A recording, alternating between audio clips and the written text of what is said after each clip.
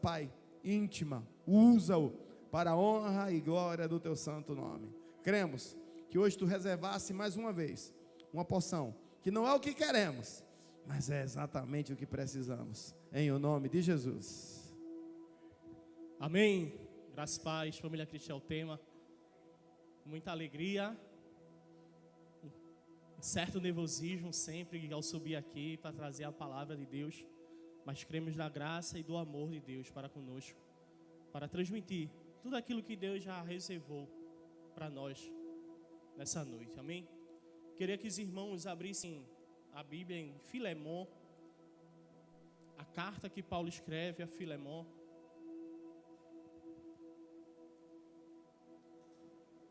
Filemon fica antes de Hebreus ali, como é uma carta pequena, às vezes pode ser que tenha dificuldade de encontrar.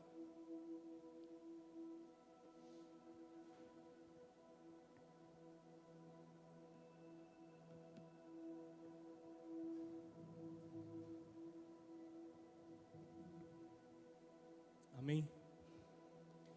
Filemon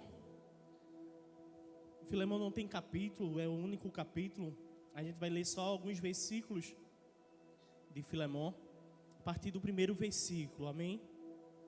Filemon, versículo 1, diz assim: Paulo, prisioneiro de Cristo Jesus, e o irmão Timóteo, ao amado Filemon, que é também nosso colaborador, a igreja que se reúne em sua casa, a irmã Áfia e Arquipo, nosso companheiro de lutas, que a graça e a paz de Deus, nosso Pai, e do Senhor Jesus Cristo esteja com vocês. Dou graças ao meu Deus, lembrando sempre de vocês nas minhas orações, porque tenho ouvido falar da fé que você tem no Senhor Jesus e do seu amor por todos os santos. Oro para que a comunhão da sua fé se torne eficaz no pleno conhecimento de todo o bem que há em nós para com Cristo. Pois, irmão, o seu amor me trouxe grande alegria e consolo, visto que o coração dos santos tem sido reanimado por você. Pois bem, ainda que eu sinta plena liberdade em Cristo para ordenar a você o que convém ser feito, prefiro, no entanto, pedir em nome do amor, sendo que sou Paulo, o velho, e agora também prisioneiro de Cristo Jesus. Faço um pedido em favor do meu filho Onésimo, que gerei entre algemas. Antes ele era inútil para você, atualmente, porém, é útil para você e para mim. Eu estou mandando de volta a você ele, quero dizer, o meu próprio coração. Eu queria conservá-lo comigo para que ele me servisse em seu lugar nas algemas que carrego por causa do Evangelho. Mas não quis fazer nada sem o seu consentimento, para que a sua bondade não venha a ser como o que uma obrigação, mas algo que é feito de livre vontade. Talvez ele tenha sido afastado de você temporariamente, a fim de que você o receba para sempre. Não como escravo, mas muito mais do que escravo, como irmão caríssimo, especialmente de mim, e com maior razão de você, que como ser humano quer como irmão no Senhor. Portanto, você me considera companheiro, receba-o como receberia a mim. E se ele causou algum dano a você, lhe deve alguma coisa, põe tudo na minha conta. Eu, Paulo, de próprio punho, escrevo isso e pagarei. É claro que não preciso dizer que você me deve a própria vida. Sim, irmão, que eu receba de você, no Senhor, este benefício. Reanime o meu coração em Cristo, certo como estou da sua obediência, escrevo a você, sabendo que fará mais do que estou pedindo, e ao mesmo tempo prepara-me também pousada, pois espero que, por meio das orações de vocês, eu lhes seja restituído. Uma rápida palavra de oração. Senhor Pai, muito obrigado, Senhor, por ter lido a Tua palavra, Senhor. Ó Senhor, enquanto os muitos não têm a oportunidade, estamos com essa rica oportunidade, Senhor, de ler, de debruçar, de conhecer mais e mais, Senhor, das Tuas Escrituras, Senhor. Fala conosco, Senhor, nessa noite, Pai. Fala, Senhor, a Tua igreja, Senhor. Senhor, que eu seja simplesmente um instrumento em Tuas mãos, Pai. Que Teu Espírito Santo, Senhor, tenha total liberdade, Pai, para me conduzir, Pai, a falar tudo aquilo que o Senhor já ministrou em minha vida, Pai. Obrigado por tudo, Senhor. Abençoe a Tua igreja desde sempre. Em nome do Teu Filho Jesus. Amém. Amém, meus amados. Podeis sentar. Lemos praticamente a carta toda de Filemon, que Paulo escreve a Filemon. E Paulo, um grande evangelista, um grande pregador da palavra, um grande conhecedor, ele escreve várias cartas. E as suas cartas sempre são direcionadas para a edificação da igreja. As suas cartas sempre têm uma exortação, uma orientação, um cuidado, sempre realmente para uma questão coletiva. Sempre tem uma orientação para um todo, para um propósito maior. E com carta de Filemon também o propósito não é menor, mas ele é uma carta direcionada a uma pessoa e a um pedido. Mesmo a carta trazendo vários nomes, citando alguns outros nomes, essa carta tem 3 personagens principais. Paulo, o que escreve a carta, Filemon, o que recebe a carta, e Onésimo, o que é o beneficiado da carta. Paulo escreve ao seu querido amigo e cooperador Filemon um pedido um pouco difícil, um pedido desafiador, pois Onésimo, o seu escravo, fugiu, e ali Paulo pede para que ele o perdoe e o receba, mesmo sem ele merecer. E eu até confesso aos irmãos que eu demorei até desenvolver o título da pregação. O pessoal da mídia falou comigo: Arthur, qual seria o título da pregação? Não sei se deu tempo até de colocar a arte, porque eu já mandei agora no final da tarde. E eu cheguei à conclusão que aquela mensagem que Deus estava ministrando no meu coração se encaixaria com esse título: mesmo sem merecer. A gente não é digno de nada do que Deus tem feito pelas nossas vidas, mas mesmo sem nós merecermos, Deus tem feito e continua fazendo maravilha em nosso meio. E assim também foi com Onésimo. Ele não merecia tudo aquilo que Deus agiu sobre a vida dele, mas ele recebeu a graça de Deus, o perdão dos irmãos. E é sobre isso que eu queria trazer com os irmãos essa reflexão, mesmo sem merecer, para a gente entender e compreender o quão grande é essa carta, que muitos até chamam de bilhete por ser tão pequena, mas não se compara com a grandeza de ensinamentos que ela nos traz. Eu vou trazer um pouco do que ela pode proporcionar para nossas vidas hoje. E eu lhe aconselho a ler novamente Filemon e orar para que Deus fale também novamente com você em outros momentos. Como eu falei, essa carta tem 3 personagens principais: Paulo, Filemon e Onésimo. Esses 3 homens têm características diferentes. Paulo, um grande propagador do Evangelho, que antes perseguia os cristãos e teve seu encontro com Deus e teve sua transformação para um propósito maior, de elevar o Evangelho a todas as nações. E como um grande filho obediente, fez várias viagens missionárias e levou o Evangelho e fez seus discípulos, fez homens que tivessem disposto a fazer a obra, o instruiu e conduziu para o Evangelho de Cristo.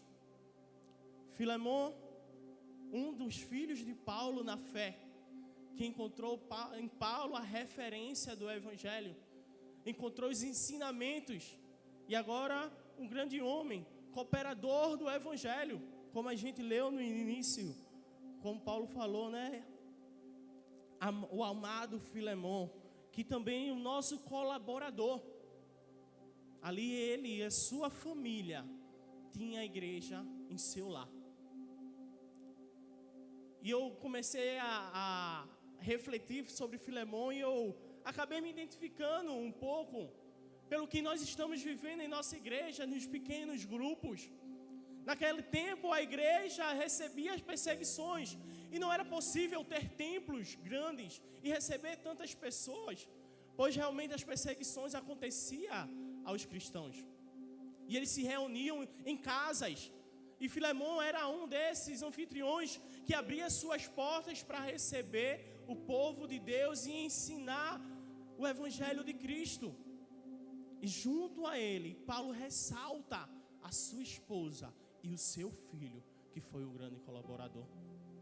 E nesse momento da palavra, eu até peço permissão a todos, eu, pastor, para abrir um parêntese e agradecer especialmente a minha esposa, Auristela, por estar comigo nessa caminhada, por estar realmente segurando a minha mão, porque sozinho eu não conseguiria. Mesmo com as nossas indiferenças, mas isso é sensacional, porque traz o equilíbrio para a gente prosseguir. E eu lhe agradeço, meu amor, por você estar segurando na minha mão nessa caminhada, por tudo que a gente já viveu, por tudo que a gente está vivendo, e creio por tudo que vamos viver junto na obra de Deus. Te amo, meu amor. E ali Filemon tinha a sua família, uma grande referência naquela época, abrindo as suas portas para receber o povo, e ali adoravam a Deus. E era bem querido, que Paulo diz aqui, todos os santos tinham um reanimo com a presença dele, na casa dele recebia a porção de Deus, e ele era amado por essas pessoas. E Onésimo, um simples escravo. Por ser escravo, ele não tinha referência, a Bíblia não vai trazer a sua genealogia ou a referência do seu nascimento, de onde ele veio, porque ele simplesmente era um escravo. Naquela época, os escravos não tinham direito a nada, era simplesmente um objeto com duas pernas. Não tinha nenhum direito, só obrigações. E naquela época era comum. E quando Jesus Cristo não vem trazer o evangelho para esse mundo, para tentar mudar a sociedade pela escravidão ou pelo Império Romano, não. Jesus Cristo traz o evangelho para transformar os nossos pecados, para exterminar os nossos pecados e trazer uma vida de santidade para nossas vidas, de esperança. E eu quero que os irmãos entendam que mesmo Paulo solicitando a Filemon a soltura, a libertação do seu escravo, a proposta maior do evangelho não era acabar com a escravidão. Era uma prática comum daquela época. E a escravidão daquela época não era uma escravidão como a gente viu aqui no Brasil, no tempo, nesses séculos. Que aqui vivemos uma escravidão racial. Quem era negro era escravo. Mas naquele tempo não era pela raça que definia o escravo. Os escravos, eles se tornavam escravos principalmente por dívidas, por guerras, por ser prisioneiro das guerras. Eles se tornavam escravos. E muitos escravos têm até a oportunidade de pagar a sua dívida e ter o direito de se libertar. Mas a maioria não tinha direito a nada. Fazer uma rebelião. E por conta disso, os senhores acabavam sendo bem rigorosos com os seus escravos. Ele toma essa atitude. Ele foge da casa do seu senhor. E como nós lemos, Paulo fala, né? Se ele tiver devendo alguma coisa, ainda lhe pago. Por conta dessa fala de Paulo, muitos acreditam que Onésimo chegou a roubar o seu. Mas Onésimo, o nome dele é escrito, porque algo diferente Deus tinha sobre a vida dele. O grande propósito de Deus sobre a vida de Onésimo não era só simplesmente um escravo cristão, porque naquela época o anúncio do evangelho era para todas as criaturas, não tinha acepções de pessoas, poderia ser um escravo, poderia ser um senhor, poderia ser um homem rico, um homem pobre, mulheres, crianças, todos eram aptos a receber a palavra de Deus e ser transformados. E muitos escravos aceitaram o cristianismo, mas não deixaram de ser escravo. Mas com Onésimo foi diferente. O propósito de Deus sobre a vida dele era maior do que ele mesmo imaginava. E o que nos chama a atenção é que quando ele encontra com Paulo, ele recebe as boas novas da salvação. Aquele escravo fugitivo, que estava vivendo uma vida em pecado, uma vida de fuga, uma vida de temor, de medo, agora ele encontra o Evangelho de Cristo Jesus. E tudo aquilo que era contrário se torna favorável sobre a vida dele. O poder do Evangelho tem o poder de transformar. E a vida de Onésimo começou a ser transformada. Ele começou a realmente se dedicar à obra junto com Paulo. Ele começou a abrir o seu coração para compreender e entender tudo aquilo que Deus tinha sobre a vida dele. E ali ele foi um grande servo, um grande cooperador junto com Paulo. E muitos acreditam que a pena de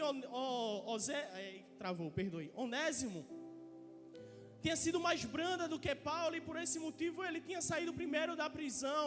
E naquele momento, mesmo ele tendo a transformação do Evangelho, mesmo trazendo realmente Cristo sobre sua vida, mesmo sabendo que não iria mais negar os seus compromissos, ele firma o compromisso agora de voltar ao seu Senhor e se entregar.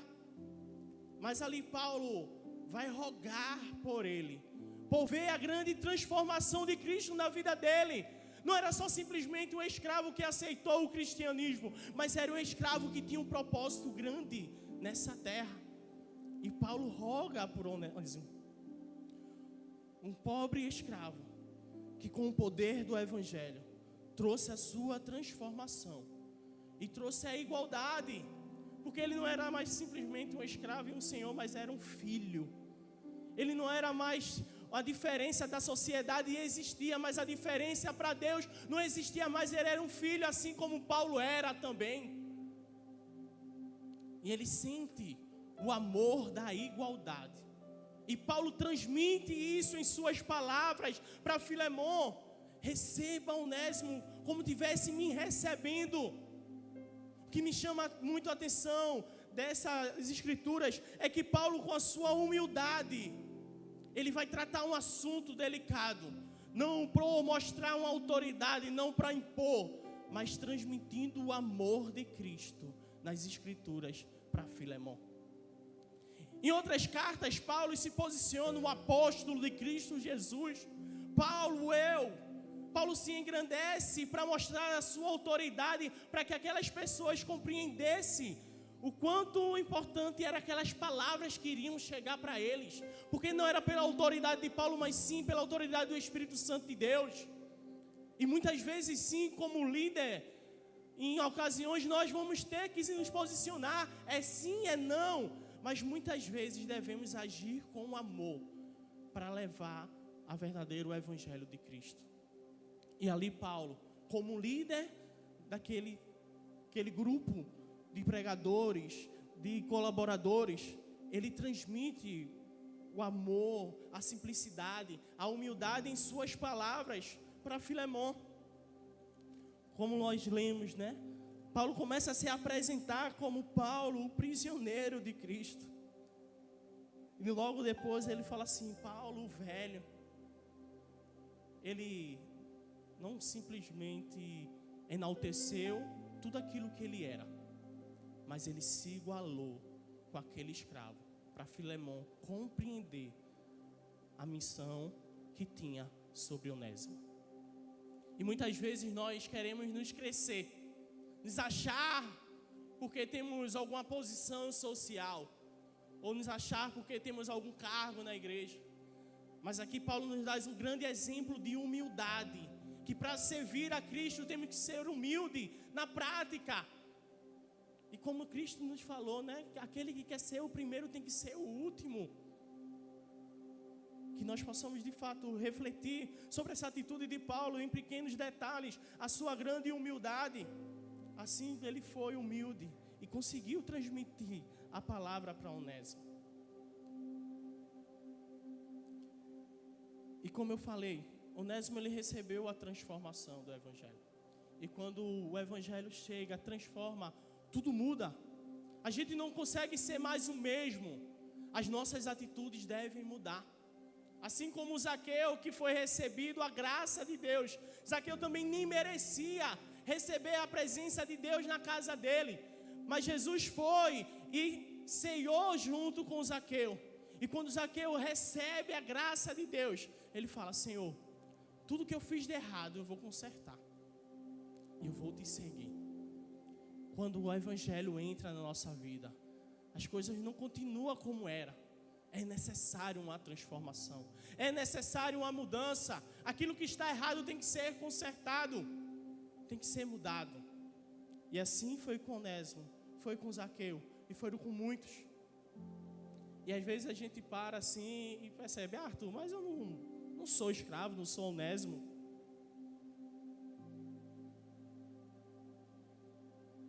E eu pergunto a você: com quem você de fato se encaixa? Com Onésimo, um fugitivo? Ou com Filemon, aquele que está ali cooperando na obra, se dedicando, servindo ao Senhor? Possa ser que você de fato esteja numa posição mais favorável, inclinada para Filemon, um homem de certa forma estável, um homem que colabora com a obra, um homem que socialmente e financeiramente está com a vida estável, a sua família está ali junto com ele, pregando o Evangelho. Mesmo com a nossa estabilidade, temos nossos altos e baixos, temos nossos dias de alegria, nossos dias de tristeza. E com o Filemon também não era diferente. Mesmo ele com a sua estabilidade, ele tinha os seus aperreios, ele tinha a sua dificuldade. E possa ser que você se encaixe um pouco com o perfil de Filemon, um servo de Deus, cooperador do Evangelho, e que momentos vai estar ruim, momentos que vai estar feliz, momentos que vai estar triste. E o que nos complica é quando essa tristeza vem de pessoas externas. Quando as pessoas começam a falar mal de nós, quando pessoas levantam falso testemunho, quando as pessoas realmente querem nos envergonhar, até com mentiras. E chegamos a ficar tristes com essas situações. Infelizmente o mundo é maldoso, os seres humanos têm o seu lado ruim. E muitas vezes, sem querer, acaba machucando um ao outro com palavras ou com reações desfavoráveis. Ali Filemon, mesmo com a sua estabilidade, ele recebeu uma ofensa do seu escravo. Como ele, senhor dos escravos, um escravo adquire os bens e leva e foge, ele não iria ficar feliz, ele iria ficar triste, ele iria ficar aperreado, ele iria ficar confuso do que iria fazer, ia tentar resolver, porque ele contava naquela sistemática da sua vida. E assim também nas nossas vidas, por diversos fatores, trazemos desequilíbrios para nossas vidas. E quando é por uma pessoa e não pelas nossas ações, nós entristecemos, nós não desacreditamos da humanidade. Nós não começamos a querer realmente mais confiar em ninguém. Eu já tive a experiência de ser roubado, e acredito que a maioria aqui também. Então quando você é roubado, você não deseja o bem para aquele ladrão, mas muitas vezes a gente esquece que é uma pessoa, era um ser humano, é um filho de Deus, mas pela nossa reação desejamos o mal com ele. Esses dias eu moro próximo do nosso irmão Jailson, a gente mora bem próximo, e ao ir por trabalho, ele estava lá na frente de casa, eu desci, e passou algumas mulheres que são colegas de trabalho da sua esposa, em uma escola, e com essas colegas tinha uma filha, uma menina pequena, e aquela menina pequena passa, e Jailson brincando, fala assim: ei menina feia, E ela prontamente respondeu: feio é tu, bigodão, né? Feio é você. E eu parei e fui embora trabalhar. E por coincidência ou não, no outro dia, a mesma situação. Desci no mesmo horário que aquelas mulheres estavam passando, e a mesma menina estava passando, e Jailson foi brincar novamente, mas ele mudou a frase. Ele não chamou mais de feia, ele falou: ei, menina linda. E ela simplesmente foi embora. E ele questionou nele: ei, ontem eu te chamei de feia, tu falasse que feio sou eu, agora eu estou te chamando de linda. Tu não vai me chamar de lindo não, é? E ela simplesmente foi embora, e eu parei ali, eu fiquei refletindo. Depois eu compartilhei com ele o pensamento do meu amado: como nós seres humanos somos. Quando recebemos o mal, queremos rebater o mal. É inevitável. Quando ela falou: você é feia, ele é feio, é você. Quando a gente é ofendido, a gente quer ofender a outra pessoa, a gente não quer ficar por baixo. Quando a gente recebe o mal, a gente quer retribuir na mesma moeda para aquela pessoa. Isso é inevitável, que muitas vezes Paulo fala isso, né? O bem que eu quero fazer, esse eu não faço, mas o mal que eu não quero, quando eu já tenho feito. E para Filemon, numa situação dessa de receber o mal do seu escravo, a tendência era responder com o mal. E assim em nossas vidas, a gente quer retribuir o mal, a gente não quer levar desaforo para casa. Se fizer o mal, se pisar no meu calo, já sabe, vai receber de volta. A tendência é retribuir. Mas não foi isso que Cristo nos ensinou. Se vocês puderem abrir aí Lucas, capítulo 6, versículo 27. Lucas 26, 27. Digo, porém, a vocês que me ouvem: amem os seus inimigos, faça o bem aos que odeiam a vocês, abençoe aqueles que o amaldiçoam, orem pelos que maltratem vocês. Ao que lhe bateu a face, ofereça também a outra. E assim sucessivamente Jesus vai dando um conselho. Bota no 35, por gentileza. Pula para o 35. Vocês, porém, amem os seus inimigos, faça o bem e empreste sem esperar nada em troca. Vocês terão a grande recompensa e serão filhos do Altíssimo, pois Ele é bondoso até para os ingratos e maus. A palavra que Deus, o Evangelho que Jesus nos ensina, não é retribuir o mal com o mal, é retribuir o mal com o bem, com amor. Arthur, isso é fácil? Não, eu sei que é difícil. Quando Jesus nos ensina isso, eu também está me ensinando a ser um cristão melhor, a ser um cristão que perdoa, que ama aqueles que nos fazem o mal. Porque a nossa retribuição não vai vir dos homens, mas vai vir de Deus. No versículo 36 ele vai dizer isso: vocês são filhos do Altíssimo, vocês terão recompensa. E a recompensa não é nessa terra, mas é nos céus. E a nossa esperança tem que estar em Deus. E muitas vezes estamos numa vida estável, tranquila como a filha de Filemon, mas não queremos liberar o perdão. Não queremos entregar o nosso melhor para aquele que nos fez o mal. E nessa noite eu trago essa reflexão. É como o pastor Cássio fala, né? Não é aquela maravilha que queremos escutar, mas é a palavra. Para a gente refletir nessa noite. E creio que é noite de liberar perdão. É noite de amar aqueles que muitas vezes fazem o mal. É noite de liberar o perdão para aquele que mesmo não merecemos, sem merecer, nós devemos amar, nós devemos perdoar, nós devemos realmente tratar bem. E foi esse desafio que Filemon recebe. Filemon recebe um grande desafio, que era receber o seu escravo fugitivo.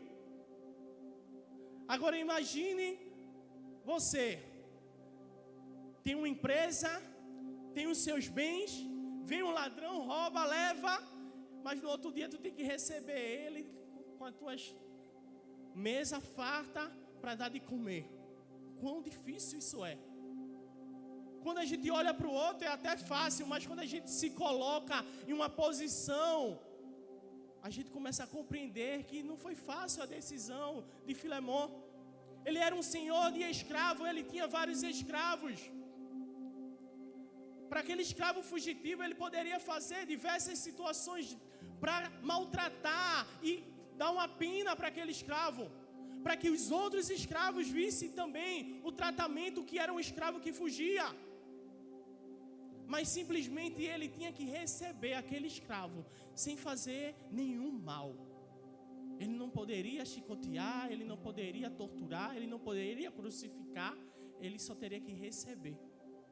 E se ele simplesmente recebesse o escravo sem fazer nenhum mal, ele ia ser criticado por todos, tanto os escravos como os senhores dos escravos daquela época. Ele estava um pedido de Paulo que era muito difícil de aceitar. Mas além de aceitar o escravo, ele tinha que receber como um irmão.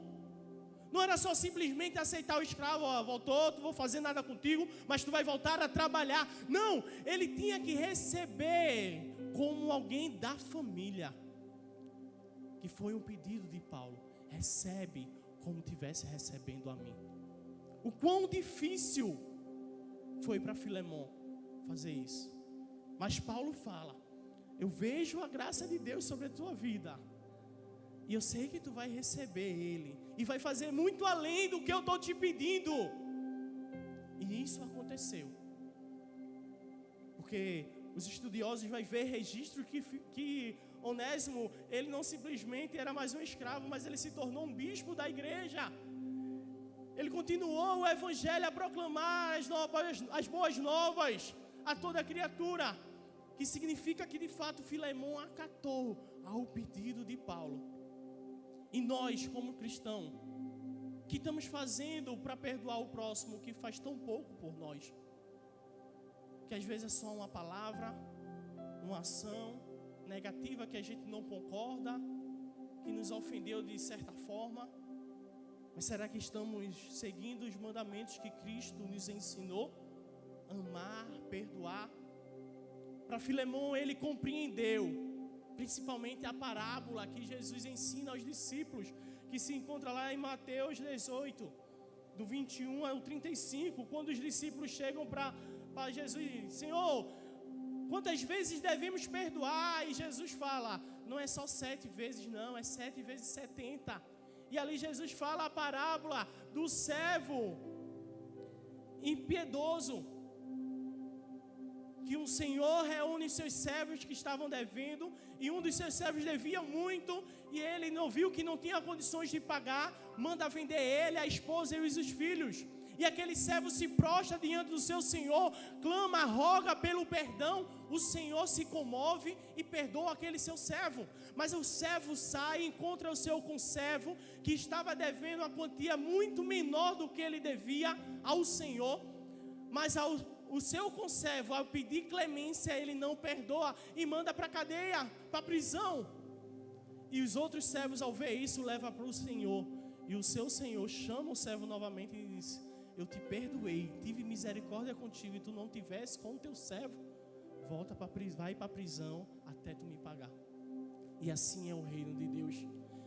Deus, com a sua infinita misericórdia, trouxe o seu sacrifício à terra, numa cruz, em prol dos nossos pecados, por amor de nós, para perdoar todas as ofensas que nós fazemos contra Ele. E nós, como servo dEle, não somos dignos de perdoar, não somos capazes de perdoar o nosso próximo. Que nessa noite nós possamos liberar perdão até aqueles que não merecem. Mesmo sem merecer, libere perdão. Se for necessário, peça perdão. Mesmo se a pessoa não merecer, que fez o mal com você, peça perdão, pelo amor do Evangelho.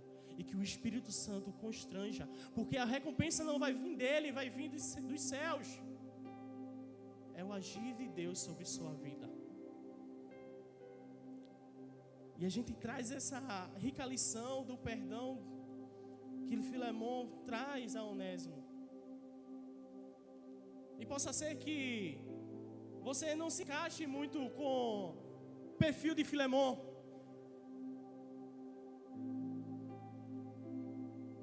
Você se encaixe mais com o perfil de Onésimo, um fugitivo, um homem que fugiu, um escravo que fugiu dos seus compromissos, do que Deus tinha sobre a vida dele. Possa ser que você esteja fugindo de tudo aquilo que Deus tem preparado sobre a tua vida, do teu chamado, do que você é capaz de fazer. E assim como Paulo falou lá, né?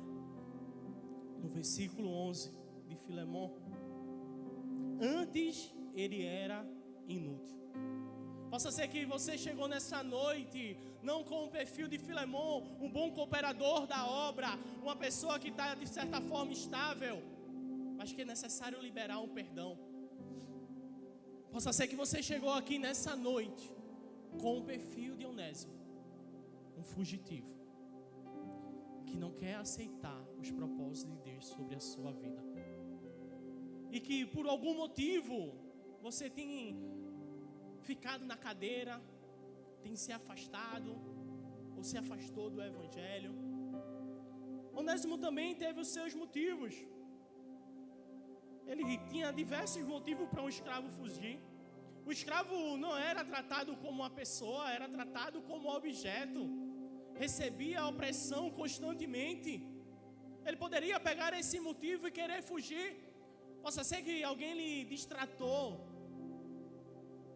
mas isso não é o suficiente por tudo que Deus fez sobre a tua vida. Onésimo, ele poderia ter tido um relacionamento com uma mulher, e por amar aquela mulher, e como escravo eles não tinham direito de se relacionar, porque a qualquer momento eles poderiam ser separados. O seu senhor poderia vender o homem, ou poderia vender a mulher. Possa ser que o seu senhor vendeu a mulher que Onésimo tinha. Isso a Bíblia não diz, viu, irmão? Eu só estou imaginando que poderia ser uma causa dessa. E ele fugiu para encontrar a paixão, um desejo da carne. E possa ser que você também tenha fugido dos caminhos do Senhor, simplesmente pelos desejos da carne. Ou você tem fugido das suas atribuições, do que Deus tem confiado em tuas mãos para executar em prol da obra. Onésimo fugiu, mas no final ele encontra com Deus.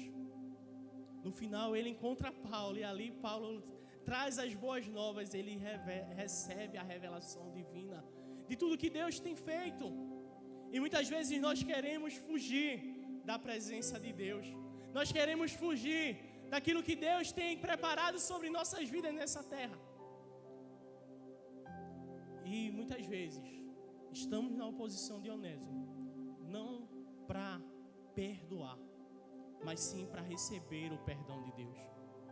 Possa ser que pelos seus erros, pelas coisas erradas que você já fez, você não acha digno de receber o perdão de Deus, de ser uma nova criatura, de fazer tudo aquilo de novo que Deus tem planejado sobre a tua vida, por tudo que você já fez em prol do Evangelho. Você não quer receber, não se acha digno de receber o perdão de Deus. E nessa noite, você pode estar numa situação dessa, que é necessário entender e receber o perdão de Deus para viver novas coisas aqui nessa terra, na presença de Deus. Onésimo fugiu, e você possa ser que esteja fugindo. Abre, por gentileza, Salmos 139. Senhor, Tu me sondas e me conheces. Sabe quando me sento e quando me levanto. De longe conhece os meus pensamentos.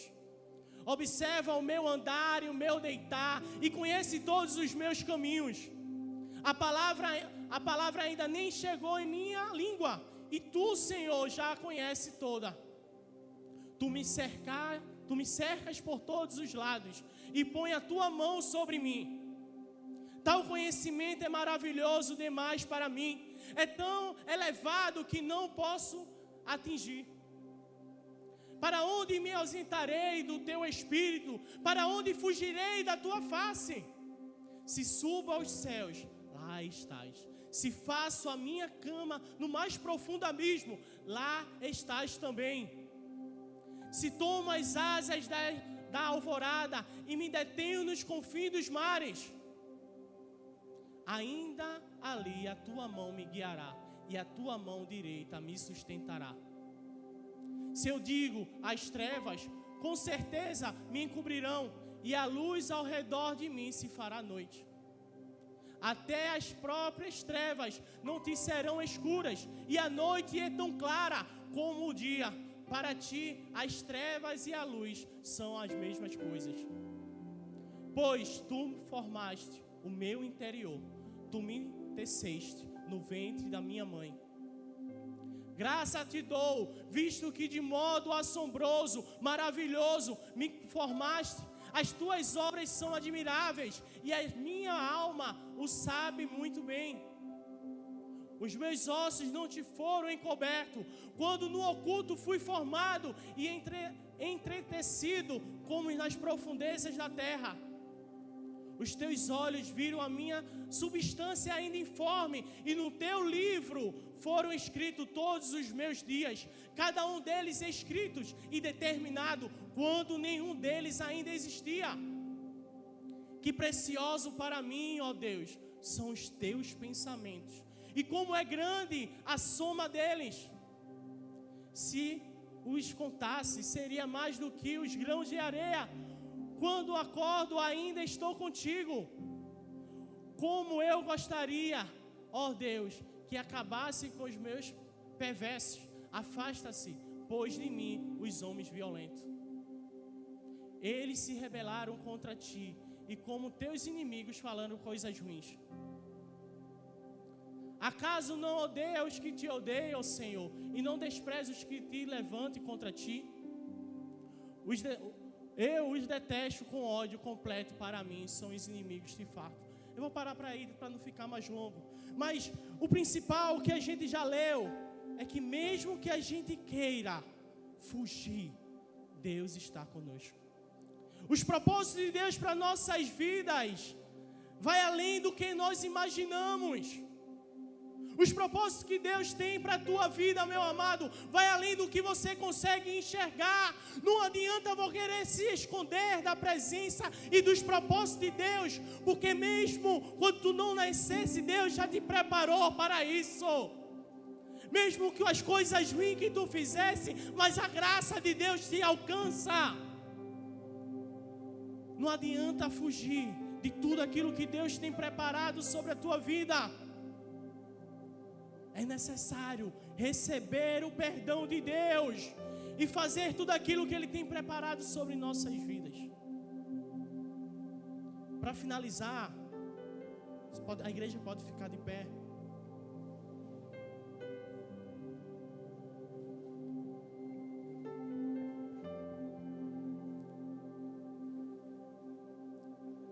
Mesmo um escravo fugitivo, mesmo fazendo o contrário, tudo aquilo que o seu Senhor desejava,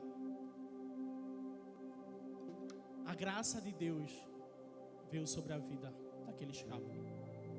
Assim também como a graça de Deus é sobre nossas vidas, mesmo sem merecer, a graça de Deus é sobre nossas vidas.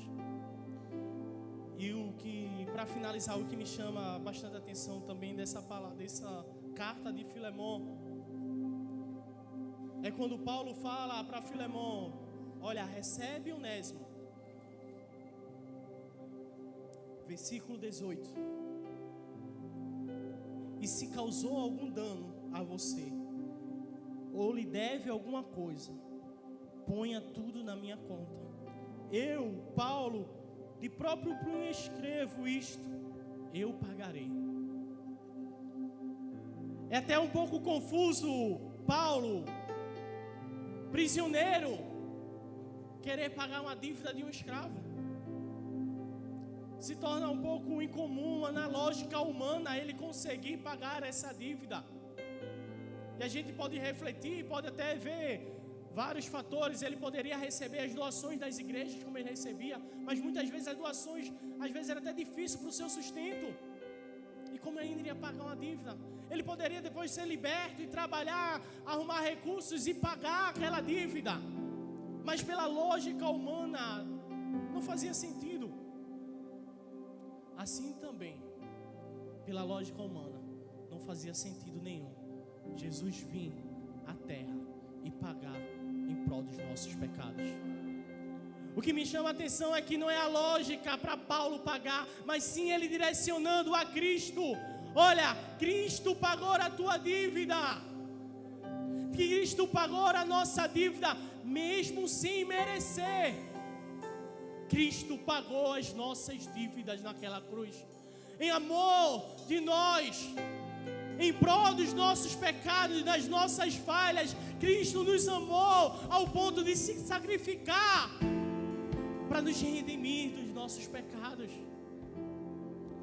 Lá em Coríntios 6:20 fala: Ele pagou um alto preço em prol do meu e do seu pecado. Em Colossenses 2:14 fala que Ele cancelou a nossa dívida naquela cruz, mesmo sem nós merecermos. Ele pagou a dívida. Mesmo se Onésimo merecer, Paulo se comprometeu a pagar a dívida. Assim também Cristo, mesmo sem nós merecermos, pagou a nossa dívida. Que nessa noite nós possamos ter a certeza do Cristo que vive em nós, o Cristo que se sacrificou em prol das nossas vidas, por amor aos seus filhos. E que nós possamos realmente, por esse amor, proclamar o Evangelho a toda criatura e ser um cristão digno de perdoar aquele que nos ofende, e ser um filho que recebe o perdão do Pai para agir em prol do Evangelho. Que nessa noite Deus possa ter lhe abençoado, ter falado, ter lhe instruído, assim